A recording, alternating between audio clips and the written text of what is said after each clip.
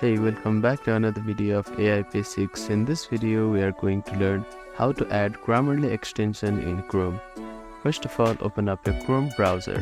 Type in app.grammarly.com and click on enter. Make sure that you are logged into your account. After that, go to the app section on the left hand side of your screen. Here you can see Grammarly for Chrome. Click on install button. It will redirect you to the Grammarly Chrome extension page. Now click on add to Chrome and you will get a pop-up like this. After that, click on add extension button. Now you will see a page like this telling Grammarly for Chrome is now active. You can just click on next and continue button. So that is how you can add Grammarly extension in Chrome.